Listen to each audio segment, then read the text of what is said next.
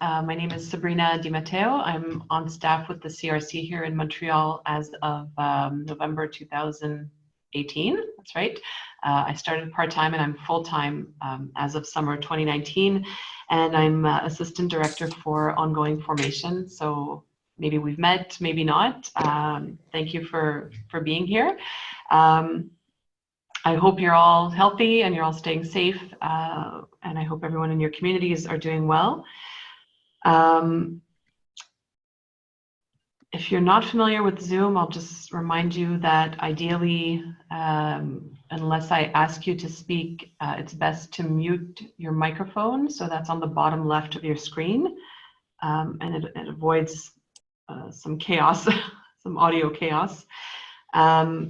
We are going to be recording this, so we're not a big number yet, but we'll make this video available going forward.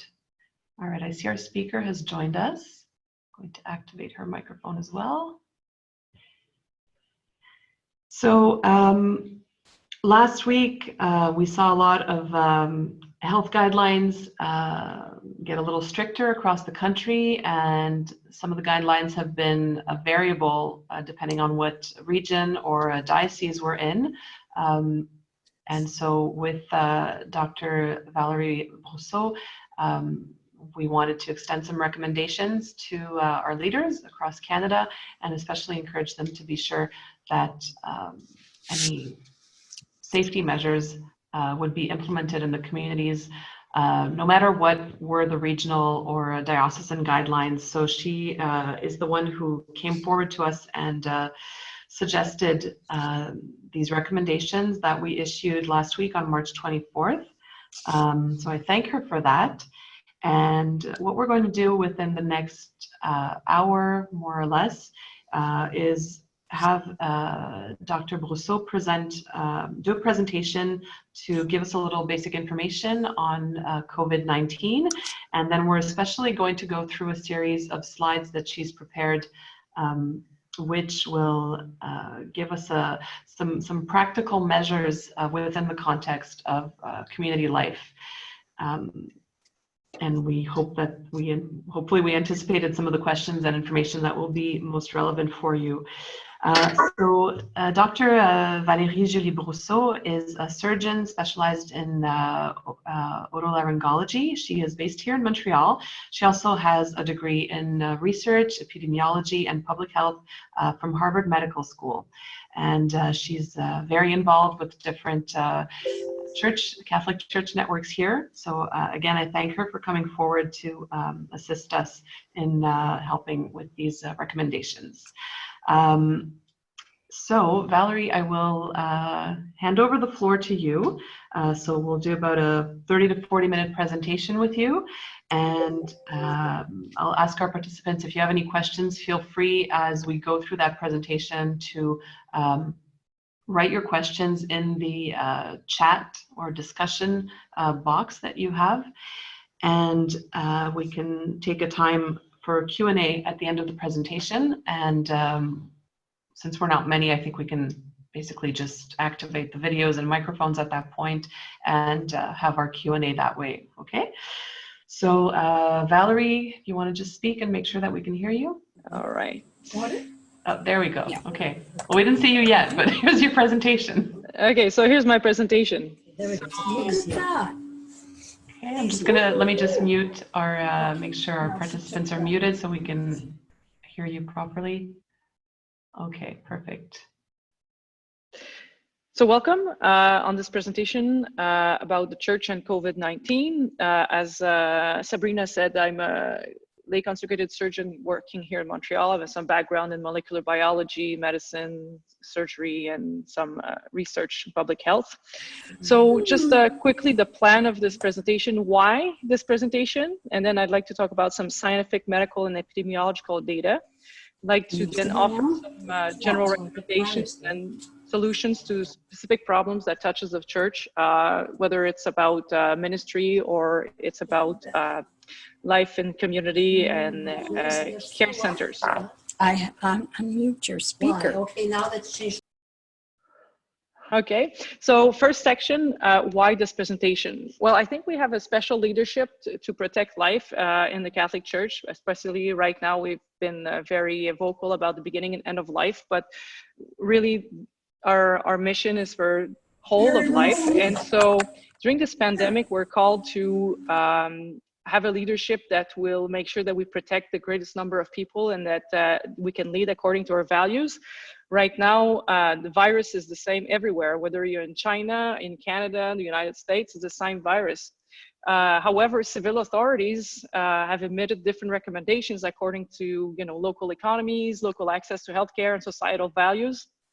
Whereas as a member of the church, these values are not necessarily the ones that we want to make our decisions upon. And when it comes to public health, so we have to think about sharing, cooperation, protecting those who are most vulnerable, and above all, protect life and prevent deaths that would be totally preventable.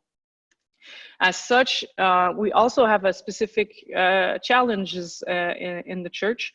That because of the number of individuals, there's few of us. There's especially in the clergy, religious community, these individuals are hard to replace. It's not like our seminaries are full or novitiates are full. The individuals who are there also have a certain average of age, which is above that of the general population. Most of them, a lot of them have comorbidity. They also exert a certain degree of ministry in the communities. And for some of them, they're also within a certain confinement, whether because they're cloistered communities or because they are elderly and they depend on us for their care. So far in the church, for example, in Italy, over 80 priests have died from COVID-19 in Italy alone. Many were already confined priests. So these were not necessarily priests who had been, just roaming the streets after the confinement had been elicited. There's one bishop who is deceased. There's a few other positives or in quarantine around the world. In Canada, we have one of our seminary that's already been some infected with COVID. And there are also a number of religious communities, notably in Italy, 4 of them, and in France, 1 long-term care house for religious women who have been almost decimated by the COVID. And if we look at other areas for the vulnerable and other environments where people are enclosed together, like jails, well, in the US in particular, there's been like huge explosions of COVID positive cases in places where people live in high numbers in close proximity. So this proposition is not about elitism or protectionism of the church or its clergy. These are recommendations that I think we have to share with everyone. Our presence, our behavior, our decisions will have a major impact on all the members of the church, but also on the world and other people around us. And we have to protect those who are given to us and protect ourselves, obviously. So understanding this disease and taking adequate action is really our key missionary role right now. So a bit of basic science, some of these information you probably already know about. So I'll go a little bit fast. If you have other specific questions about that, we can come back to them later. But coronavirus is a family of viruses. There's like 4 common subtypes that we all catch during the winter here in Canada. And there's 3 rarer subtypes, which are killers, which have been like the latest MERS virus and SARS viruses. And the new version of the SARS virus, called SARS-CoV-2, is the one that causes the disease. The disease is called COVID-19. COVID-19 is not the name of the virus, it's the name of the disease. We have lots of evidence that it is not a biological weapon, it's just a variation of nature that happens to be particularly life-threatening, and it has few genetic variations, and that has some very positive consequences in terms of research and finding a treatment. So it's an RNA virus. We test it by basically copying the small bits of DNA that we find on people, usually by doing a sampling of their nasal secretions. And we have to understand that this method of detection is not 100%. So if I take a patient on the street and I just test them, there's 10 to 15% that is going to say to me that they don't have the virus when in fact they do have it. So testing is far from 100% precise. And this is why there's no use in testing everybody at large, because it's best used for people who are at risk or people who have clinical signs. And also the other problem with testing in general is that a negative test today doesn't preclude one from having the disease tomorrow, the virus tomorrow. So it gives a false sense of security to people.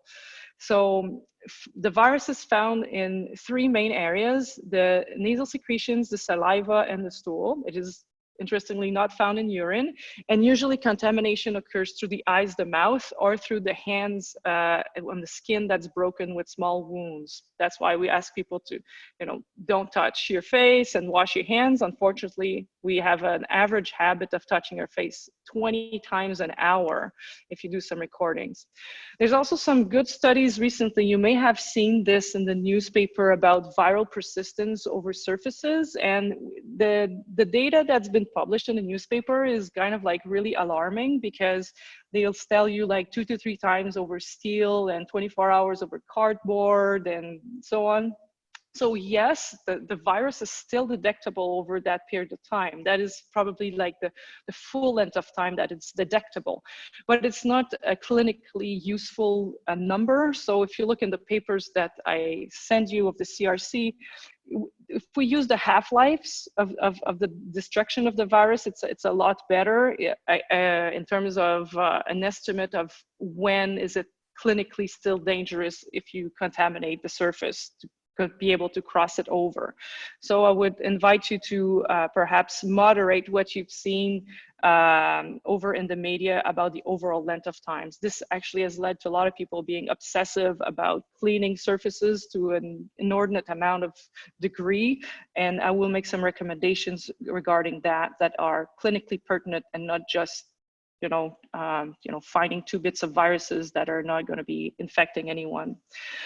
So there's some basic clinical signs and clinical background about this. So usually the symptoms do not start before 3 to 10 days after exposure. So that's what we call the incubation period. The average time is about 6 days. So that means somebody can be roaming around for 3 to 10 days, feeling absolutely fine. And it is mostly during that time that the person is shedding the most virus and the highest concentration, and that is acting as the worst transmitter. So people who you will catch it from are not people that look sick. They're not the people in the hospital. They're people that look absolutely innocuous and who look healthy. The major symptoms that they will eventually develop over the next 6 to 14 days will be dry cough, fever, difficulty breathing. Now we know there's a lot more gastrointestinal problems than we thought of at the beginning. And also there's been a lot of research recently about the loss of smell, and that's usually in patients that have less acute disease. So loss of smell now is being recognized as one of the factors, the presenting things that triggers testing. The people who catch the virus and then develop the COVID-19 is a minority, but this minority is still large when we look at population data. So 80% of the people who will be carrying the virus will have no symptoms. And again, these are the people that you let in your house, who are the employees, the nursing personnel, the delivery man and whatever, and they may never have any symptoms, and yet they are shedding the virus and they're transmitting it. Then there's the 20% of the people who get it, and these people are sick. These are the people who end up in the hospital. There's a widely ranging mortality rate worldwide, and that greatly depends on reporting. Like, for example, Italy has been very, very good at testing every single person who died and making sure, checking if they had COVID or not. Other countries, they only count a COVID death if they were admitted to the hospital for COVID. If they find somebody dies from something else, or they die at home, or they just happen to have some little breathing difficulty, they will not check for COVID. And so that's why you have like a 10% mortality rate for people who die or are affected with COVID in Italy, and you'll have it lower in other countries. There's also, for example, data about if you end up in hospital and you need some form of respiratory support, your mortality rate on average can be up to 62%. And if you end up in intensive care with a ventilator, the mortality rate can be as high as 81%, depending on your other comorbidities. So this is quite a bad virus. It's not just the flu, as some people were saying, and it has the potential to kill very fast, and it has the potential to spread very silently. This is just a quick data sheet about mortality and age in China. So this is the percentage, the third column there is the case fatality ratio. So that tells you like for how many positive COVID cases, how many % of people died from the COVID. We know that this data is particular to China, but is very different according to country. For example, right now in New York City and New York State, the people between 25 and 55 years old represent 40% of people who are hospitalized right now. So it is not true that this is a disease that only kills the elderly or only affects the elderly. A lot of young people are going to catch this and be very sick. There are also some major medical risk factors. For every main organ system that is affected, you increase your risk of death from COVID significantly. So for example, if we look at all the people who died from COVID, we know that 10% of them had some sort of cardiac disease, about 7% some diabetes, hypertension, about the same number, and so on. So the main ones are together with that pulmonary disease that includes asthma and allergic asthma, people who have cancer, renal disease. There's a small percentage who had no active disease, but again, this is the data from China, which is very different from other countries where we have a lot of people who are healthy or are dying from it. Right now in Italy, maybe it's like the closest thing we can look at in terms of percentage. We can see that most of the patients for, this was what, 355 deceased patients over 2 weeks. Most of them, like over a third of them, had some sort of medical condition. What do we have in terms of treatments at this time? Well, it's mainly supportive, like oxygen and ventilator. There's not much else we can do. We know that these people basically suffer from very acute respiratory distress syndrome, which in itself, even outside of this virus, represents a real threat to life. There's been a lot of talk about chloroquine and Plaquenil. There's absolutely no data showing in live studies that it works. It's only been in the lab, and so far the small studies that have reported so far showed absolutely no benefit whatsoever. There's a lot of hype about it, but for all I'm concerned, scientifically right now, there's absolutely no reason to use it.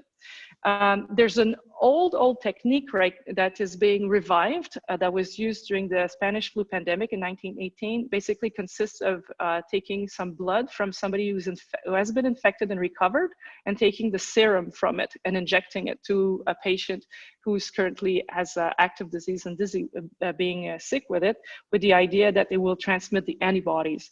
So there's some clinical research going on about this at many centers around the world right now, and this is probably our best hope on the short term to find a solution to be able to treat and save some patients. So if we talk about transmission risks, we have to talk about things like, viral concentration. So that means like, how did you get the virus? Did you get it from somebody sneezing? Did you get it from the air or from a surface? The risk from the air is much higher than from a surface. Also, if the person, for example, was before they were symptomatic, when they sneeze, well, the concentration of viral particles is going to be higher than when they're sick. So the dangerous time is when people look healthy. The dangerous time when they're sick, everybody's already wary about them, but not only that, but the virus is actually less concentrated.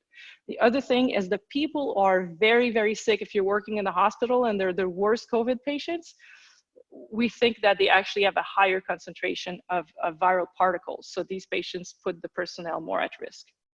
So if we try to think, well, if you have a healthy individual and we don't know what their COVID status is, what's my risk of catching it? Right now, we have no data about that, but we know this is how most people actually get it, right?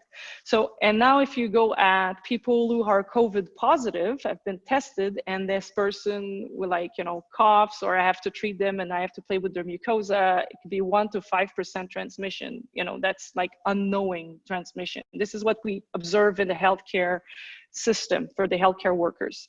Now, the key thing here is that after complete clinical resolution, let's say somebody's hospitalized and they're told, okay, now you can go back home, and they feel absolutely better, we know that they will still shed the virus for up to 8 to 37 days with an average of 20 days. And right now it's really unclear whether these people can still transmit it, whether the viral load is going to be sufficient enough to infect a third party. And this is a major question, because right now we're thinking mainly of how to treat people, how to save lives. But then once we've saved these lives and these people have recovered, how should we deal with them? That is a big question. We're unsure. And then there's a question of second infection. If you had it once and you've recovered, can you get it a second time? And this is another question that we don't know, because some people seem to have had negative testing and have switched back to positive testing. So we honestly hope and pray that, you know, this is a one-shot infection. And if you had it, you kind of immunize, but we have no evidence of this right now. And only with time will we actually gain knowledge about this. The key question is how to protect yourself. So first, don't touch your face. Wash your hands. Every time you touch a doorknob, every time you touch a light switch, every time you touch something that is not yours, wash your hands. Wash food items and wash store items, basically a little bit of soap and water, rub, rinse. And then if you have any dry goods from the grocery store, you don't need to go on and like, you know, disinfect everything. I would say just leave everything at the door for like 4 hours before you put them in the cupboard. And by that time, the viral load, if there was anything significant on it, is going to be so small that you have hardly any get absolutely like no chance of getting anything. You should still wash your hands, but it's not like you're going to be contaminating your pantry. You should absolutely clean the surfaces, especially the ones in common areas. And people often think of, like, for example, washing their table after they're done eating, but in fact, you should wash the table before you eat, because you don't know who touched the table, who was sitting there in the meantime. Same thing for church benches and everything else. And sink taps are another big area of contamination. How to protect yourself, again, is the key is not to so much to act as if you're afraid to catch it, but if you act as if you were positive, then you're going to not only protect yourself, but you're going to also protect others. So, you know, if you are an active person and you have, that means that you have to actually get out of the house, then distancing and separation from the others who are fixed should be the must. And we'll get back to this. And then inactive individuals who are fixed, that means like they basically never get out of the house, then they should be in strict confinement altogether. And they should be separate from the people who are called to be in contact with others. Realize that even though confinement is terrible right now, like half of the planet is under confinement. I mean, we have like India, we have like huge countries who are under confinement because of this disease. These data is like from yesterday, so over 700,000 people are positive, and there's over 33,000 deaths, and we have about 150,000 people in remission. So far in Canada, these numbers are very humble when we talk about 64 deaths and 6,200 the total positives. But this is going to change very rapidly, because these numbers depend directly on testing. And the more we test, the more we're going to have information, and the more we will find cases. This is a very graphic representation so that it helps you contextualize what's going on in Quebec, Ontario, and BC. So I don't know if you can't see my mouse, but the top line there is Italy, okay, which we all know is kind of like a disaster. The second line underneath that is the province of Quebec. Okay, so we're following exactly the same curve. We have fewer cases, like day for day, but basically our curve has unfortunately not dipped yet. Today, the government just said we have 235 hospitalized patients in the province and 78 in the ICU. And some of the ICU, for example, at Jewish General Hospital is completely full with COVID patients. That means there's no more room for other people who may come in with other issues like cardiac arrest or with breaking a hip or other medical issues. You can see a humbler number, like at the bottom is Japan, and above that you'll see on some other provinces. So you'll have Alberta, and just above Alberta, that's purple. In red, you'll have Ontario, and above Ontario in green, you'll have BC. So even though the Quebec government was really quick to act, for some reason, our curve is like worse than the other provinces so far. It could be blamed on increased testing. We did do more testing, but regardless, we're very concerned still. So we talked about transmission modes originally. There's a little video if you want after the presentation, you can look about surfaces, but I just want to talk specifically about air because that is the most common form of transmission. It will be coming through cough or through sneeze. So somebody sneezes, there's a 10-meter perimeter of virons being disseminated in the air. If somebody coughs, we're talking about 3 to 5 meters around them. So that's a huge perimeter. You know, the 2 meters distanciation is nothing compared to that if somebody coughs or sneezes. So it's a little kind of touchy. That's why confinement is so important. Then we also know that it stays suspended in the air for up to 3 hours. It can be transmitted through ventilation systems. It can land on the surfaces. And the average is for one infected person who will basically get in contact with others, there will be 1 to 2 other individuals which will be silently infection until they get symptoms. And then within 7 to 10 days, that one individual will have created 15 to 20 other sick person. So you can see that this is kind of like an exponential transfer of material. Now, I was going to put like a little graph here of the intervention of the confinement, but I will skip that. This is like just some geeky information about Canadian stats.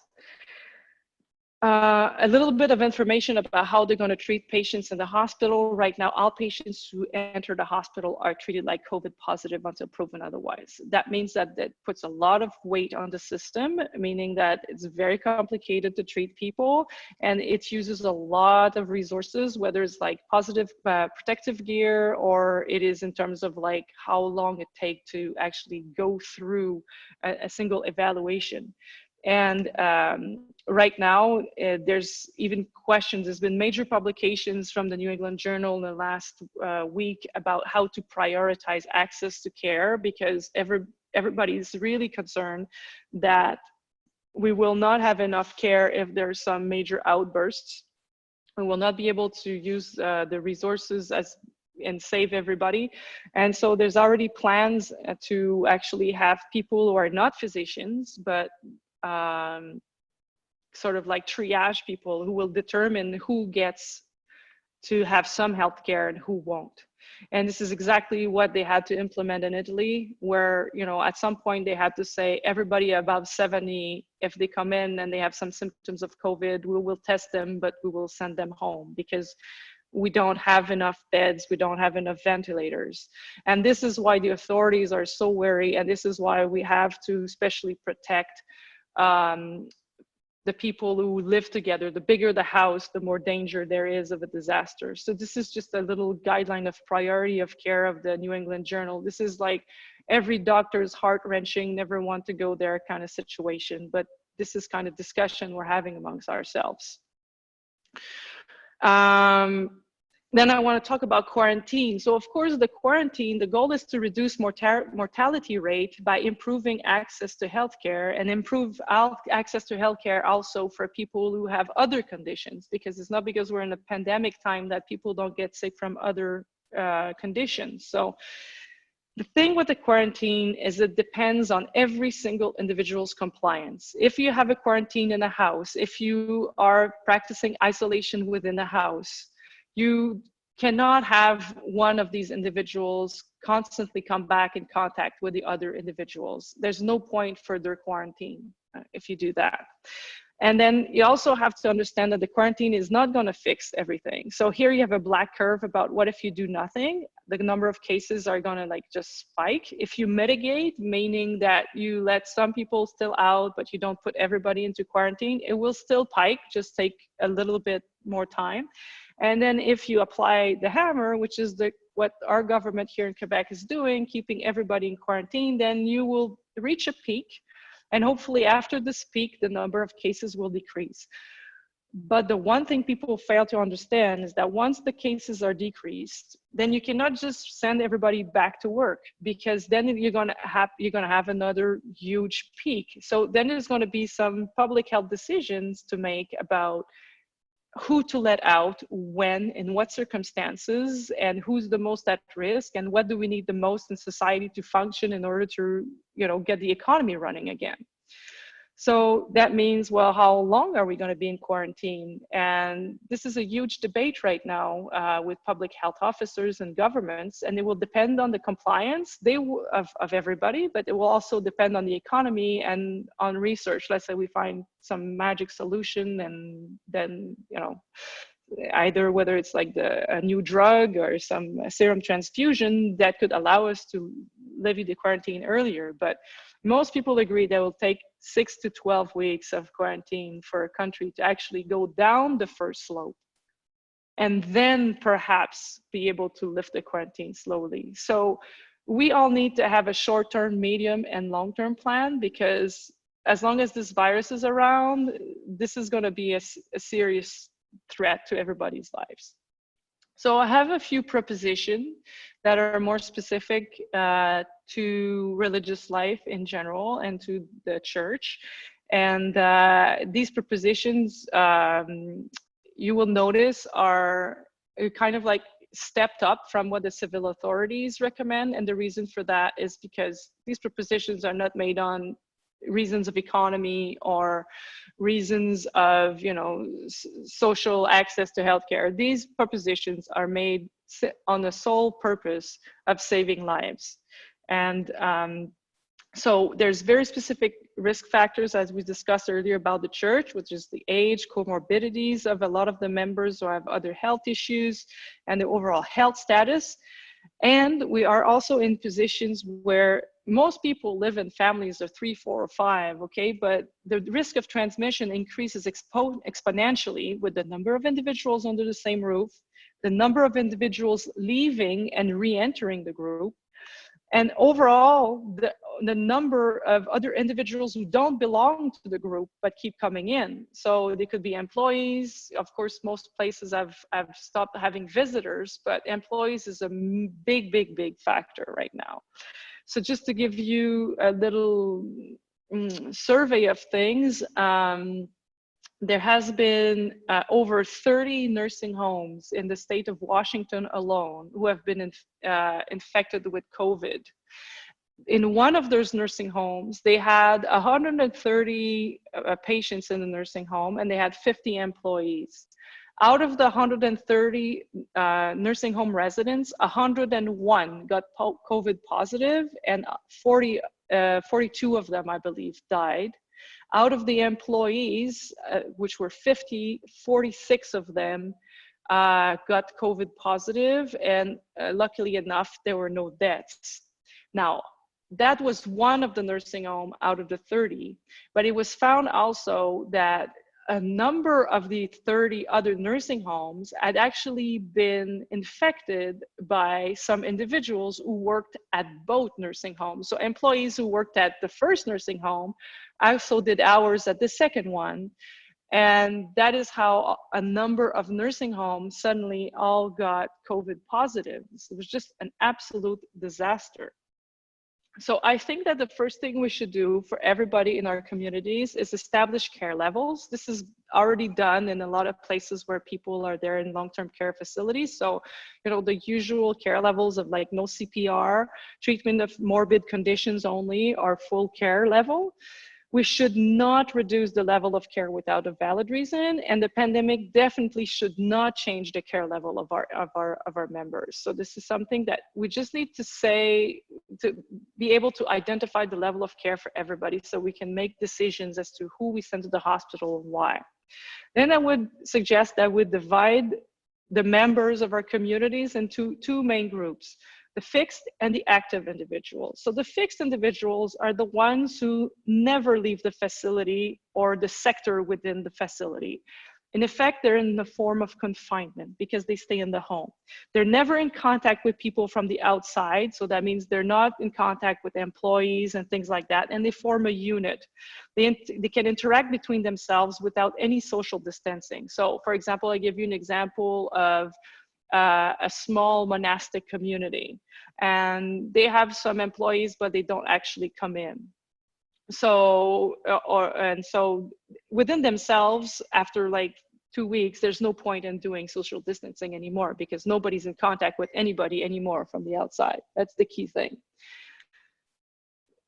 We could use as a fixed person also somebody who's sick, but they're kind of like a special case because someone who's sick will need some care, and we'll talk about that particular setup in a moment. Then the other general category would be the active people, And the active people are people who are in leadership, who need to have meetings, who need to maybe also do some grocery shopping, to go to the pharmacy, who may be accompanying some other members who are sick to the hospital, or have some management roles and have to deal with the employees on a personal basis live. These individuals should be separate from the ones who are in confinement. They should not come in contact with them, and they should be doing social distancing at all times, particularly when they go out, but also when they go in. And they should be in the form of quarantine from the fixed group if they actually are serving this group. So if I'm the person who's been appointed to doing the groceries, I don't get into contact with the other sisters who are never leaving the house. I just do my thing. I go to my room. I have my private bathroom, and I'm self-quarantining myself to avoid contaminating the others, or in order to protect them, because I'm the most dangerous person for those who are not going out at all. So what we want to do is we want to maximize the number of fixed individuals and minimize the number of active individuals. And we don't want the fixed and the actives to get in contact with together, because otherwise there's absolutely no point in the confinement. The moment you have like a superior who's going to meetings and then she's coming back and she's going around to talk to her sisters, well, she's potentially contaminating all the sisters, even though they haven't left the home. Same thing if she's actually attending meetings with employees or nursing officials or whatever. So you need to distinguish these two types of individuals and keep them separate. Then we can also look at our houses and look at them in terms of risk categories. It is much easier to manage the risk of like 10 people or so. But for the groups who are much larger, like nursing homes, like large houses, the danger will increase exponentially with the number of individuals, especially the active individuals, especially the employees, as we discussed earlier. So the way to reduce the risk to a minimum for those large groups is to fragment the large group into smaller units and make sure that the people who belong to a unit don't go from one to the other. And that is true also for employees or for personnel or for superiors or whatever. So you need to actually separate these groups to make them smaller and manage them as different little houses within the house. That also means that you need to close the common areas, except for the areas that are common for these small little groups. And there should be no contact with employees for these people unless it's for medical reason. And if it's for medical reason, hopefully they get the same nurses and not the nurse doesn't give the same care to everybody on the floor, because if that nurse is positive, then everybody's going to get it. There's a few dangerous places in the house that we need to address, especially in larger houses like the cafeteria, which in my opinion should be closed, and is closed in all nursing homes in our province right now. The chapel, even though the chapel may be a really nice place to pray, anyone can go in there and have a cough and give it to somebody else. So maybe we can have a small floor chapel for a small unit that serves only like maybe a small number of sisters, but the common chapel for the whole house should be closed. If it's a big house, and people should pray in small groups within their individual units. Now the shared spaces like living room, television room, and parlors, the same thing, unless they're for the smaller units, the ones that are for the whole house should not be used. And the shared bathrooms, in my opinion, should be reserved for the personnel only, because you want the personnel, as I mentioned earlier, the sinks and the bathroom, the toilet are going to be real bug's nests for the virus. So you want your personnel to have their own space and the members of the community not go there at all. Of course, most places have already stopped gatherings, even though I know there's a community in particular that I know are still celebrating Mass, to my great dismay, and having different priests come in. And this should stop, because it will involve transmission at some point. There's been some talk in some dioceses of having like small gatherings of like 2 or 3 people, and right now this should just not occur, because you don't need whether it's 2 or 3 or it's 10, there should be no gathering if you don't want the virus to infect people. There's hotspots in Montreal right now that are directly related to gatherings related to faith, notably the Hasidic Jew community, that have been gathering despite the recommendations of the rabbis. And right now, these hotspots have led to numerous infections in their community, and there's some hot zones in the city because of that. So we don't want to be the source of transmission for moral reason, but there's also financial reasons, because basically right now, if you don't respect the isolations, you put yourself up for tickets, you can be stopped by the police. And there's also been even questions of lawsuits. For example, some corporations who have exposed unduly their employees to COVID when they should have stopped and sent them home to work from home earlier. In terms of ministry, again, you always start from the position that I'm infected. Most dioceses have told their priests to stay home, which I'm delighted about. The priests should maintain strict isolation, minimize their personal exposure, and minimize other people's exposure. If they start from the position that they're infected, then they're going to stay home and they're going to have the right position. There's a huge shortage of medical gear that's either happening or going to happen. Myself, I cannot access the required protective gear that I need to continue to practice medicine, so I'm doing it despite that. So the idea of sending someone to minister to someone in hospital right now is not only treacherous for that person, but it actually takes away the protective gear from the medical personnel being able to do their job. So my recommendation is discontinue all ministry that's requiring you to leave home and stop receiving people at home. Basically transform the ministry into a distance ministry and try to keep in contact with the flock by calling them and so on, because there's a lot of needs right now, a lot of anxiety, and a lot of people need a form of presence. We've talked a lot about social distancing being like the 2-meter thing. It's pertinent for society and for large groups, especially large groups of people where the people cannot effectively close themselves because there's too many members who have to go to meetings. And these are, like, if I may say, calculated dangers, for example, from nursing home employees and so on. You have no choice. You have to have the medical personnel come in, but of course you do not want to get in contact with them unless you absolutely need to. And it's the same thing for the people who give services in the kitchen or the maintenance area. And again, like, social distancing is not enough. Wash your hands and wash the common surfaces. There should be in and out protocols for the medical staff with a restricted access, so they don't go anywhere that they don't absolutely need to go, and they go the shortest way and the most rapidly down to the ward where they need to do their work. They should have a personal hygiene entrance and departure protocol with a surface cleaning protocol when they come in and when they leave, so that you make sure that whatever they use is clean, and before they start using it, it's also clean. There should be hopefully some regularity in the personnel. Avoid having the personnel change wards or the same person treat all the sisters on the ward. That is probably the most dangerous setup. If you have to have one single person treat everybody on the ward, then you really want to make sure that this person is taking absolutely every single personal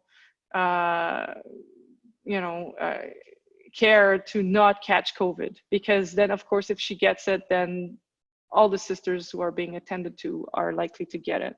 You want to minimize the footprint of the personnel so that they don't walk around the house, their space is limited, and that they maintain that space. For the non-medical staff, hopefully you want a similar discipline with the in and out protocols at specific entrance points as to where they put their clothing, they wash their hands, they change themselves before they come in and after they leave. They should know already that they should enter with a minimal number of individuals in order to get their job done. And they should not go into common spaces, and there should be a protocol as to how to clean the tools, their spaces. They should have separate washrooms and of course disinfect before they leave. So now I'm going to talk about I would say the more dangerous kind of members of the community, which are the active members. And in my opinion, this is like, if the COVID is going to come in the house, it's going to likely come through them or an employee. So the difference is the active individual is a member of the community, and that person is kind of obliged by her role or situation to continue to go out or have to contact with people from the outside or with employees. So again, they should act like they're COVID positive. They should maintain a quarantine that is separate from the group, because social distancing from the group is not enough, okay? Imagine that for every single person that you meet, that you're basically meeting 100, because if you think this way, you're thinking correctly, because you're meeting every other single person that she's been in touch with in the last 10 days and every person that this person have been in contact with. So it's exponential, okay? So again, on the other hand, if all the members of your group, because you're in a closed community and you're not in contact with people from the outside, have been completely closed and quarantined for more than 14 days, you do not need to distantiate from each other, but you probably need like one person who's been elected as the contact person for the employees and the outside world to do groceries and so on. And this person should really be in isolation and should be separate from the rest of the group. You should also consider controlling for entrances and exits. That sounds like a silly thing, but it's very, very helpful in case of a COVID positive case. If everybody who's been going in and out or meeting with people from the outside, even employees, keeps a diary of who they met with and when, in case they turn positive, that is going to facilitate the control of the epidemic. This is the way to actually go back and be able to test the people before they get sick and stop the spread, because the sister herself may get positive, but the nurse who's younger may never actually have symptoms. But if we know the sister has been in contact with the nurse, then we will test the nurse. And if the nurse is positive, then we'll check everybody the nurse has been in contact with. So keeping this kind of record can actually be life-saving. And so, and again, you know, the active members should have their own private areas.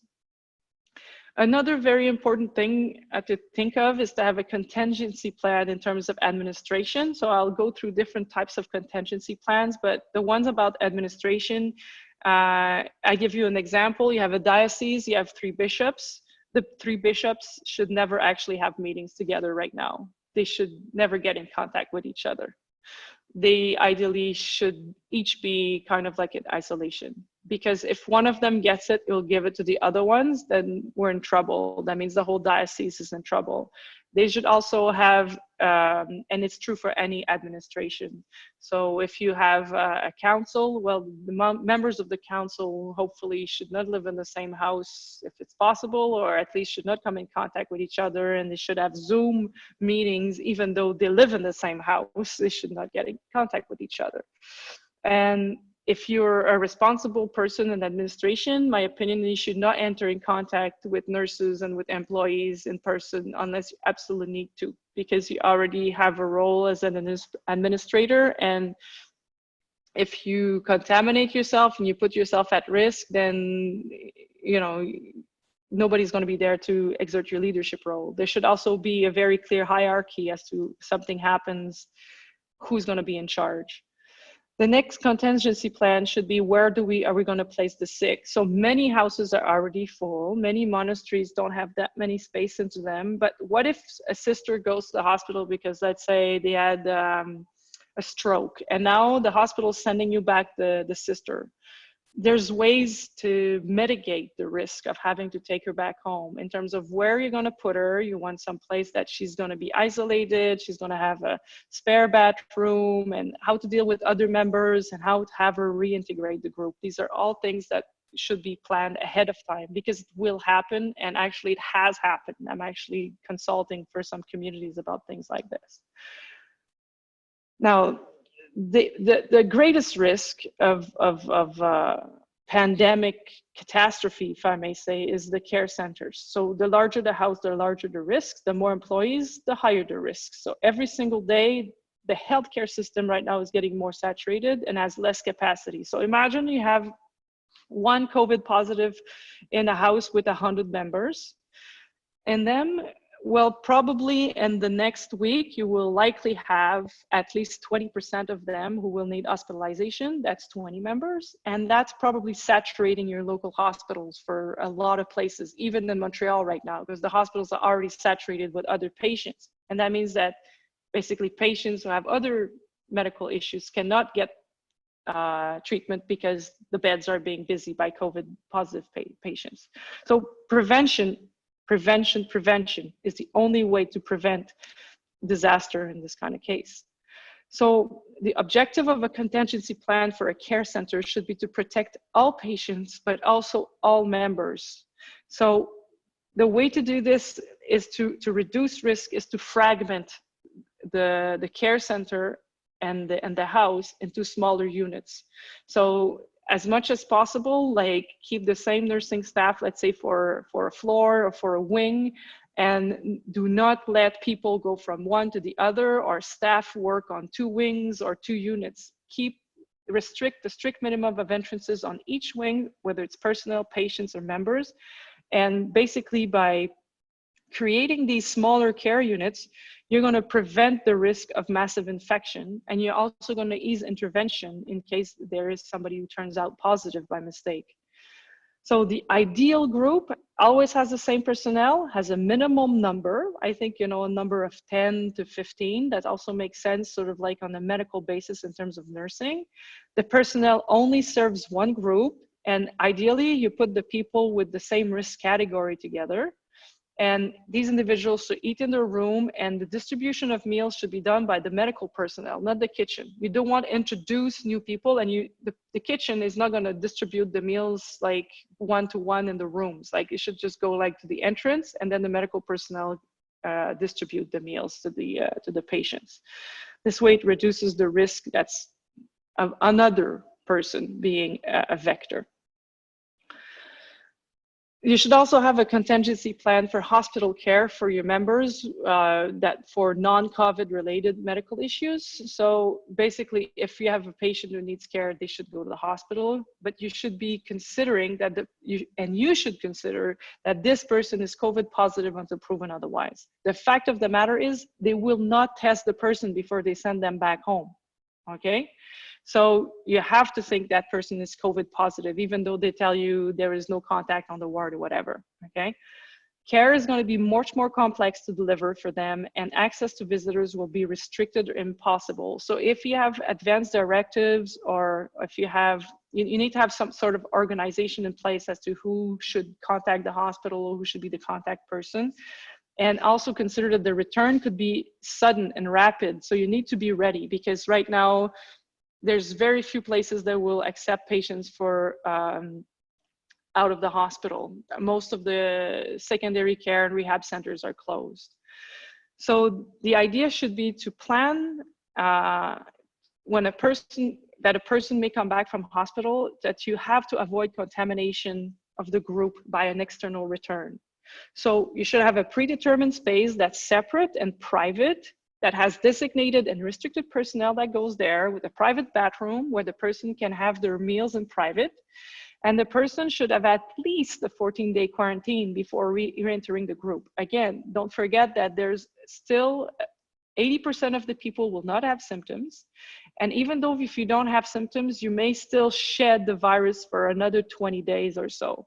So my recommendation will be to go to 3 weeks, maybe even 30 days, but the research right now is unclear. I think if you go with 21 days, 3 weeks, it should be sufficient. But if this happens, I think one needs to have a serious evaluation of the cost benefit of keeping someone for another week in confinement versus putting everybody else at risk who may die if they had inadvertently contracted the COVID in hospital. Now, if you have a COVID positive person, don't assume they will keep them in the hospital. There may not be enough room in the hospital, or they may not be sick enough to require being hospitalized. So every single house should also have a contingency plan as to where they will put their COVID positive members. If you don't have that, you'll be in trouble. You want to know what you're going to do, because the moment the person turns out COVID positive, you have to assume their room and their belongings are COVID positive, because this can be on the surfaces. So you should block the room there for at least 3 days before you touch anything. This way the virus has had the time to disappear, okay? You want to put the person, again, in a confined area where they're isolated with a private bathroom, private meals, they're in absolute quarantine.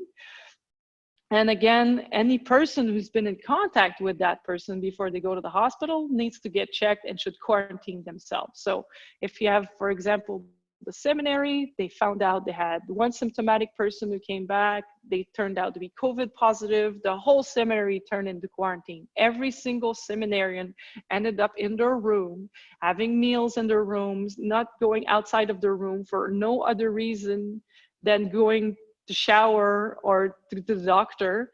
Nobody got out of there for like 14 days each until we could tell that nobody had the virus anymore.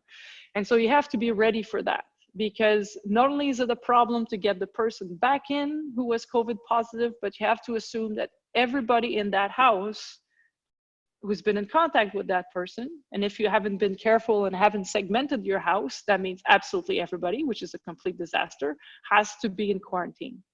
So that's a big, big problem. So you should definitely contact public health if that occurs. Obviously, they will already kind of flag you because you're part of a religious community. But in my opinion, the recommendations of the public health in general, from what I've heard tell to the seminary and to other communities, is a little bit lax and does not take into consideration the fragility of the members in the communities and the actual kind of reality of the house. This is not like a healthcare center that's an average place. The realities are very different in our religious houses. You should also consider doing a disinfection of the space after the quarantine and after the quarantine is lifted. And again, anytime you can wait like 72 hours before doing a cleaning, that's wonderful, because you've given a chance for the air particles to fall down and most of the viral particles to have a chance to break down. A last slide on in extremis ministry. So there's been some questions with some bishops about giving ministry in extremis, and my recommendation on that is to actually not let the clergy do that. Everybody stay home. If they absolutely have to give in extremis ministry, which is partly in the case of baptism, because most dioceses right now are not even doing it for end of life anointment, but is to have a person that is named, that is a lay person who is dedicated to, for example, giving the in extremis baptism, and to only have that person do the ministry in order to reduce the risk for the whole community. And that person hopefully should be learned as to how to protect themselves and not put their own family at risk. So I've added a few references here that could be of interest, and you also have my information for specific questions, and whether they're now or later, but I wish to remain available to help anytime. And if you have questions now, then I'd be happy to help.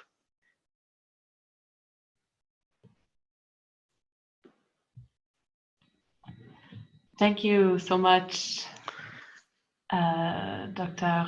Valérie Brousseau, for that presentation. I think that was extremely complete. And hopefully we anticipated some of your situations in your religious daily life.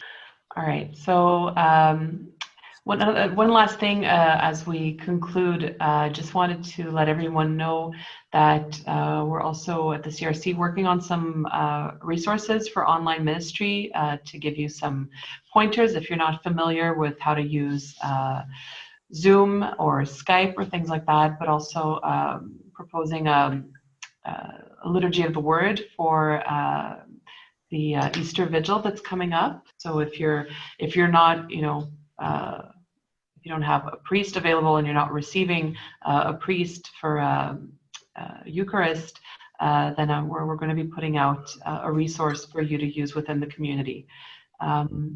And if there's any resources that you would like to share, then you can send them to me, and my email is formation@crc-canada.org. So I'd welcome those, and we can share those throughout our networks.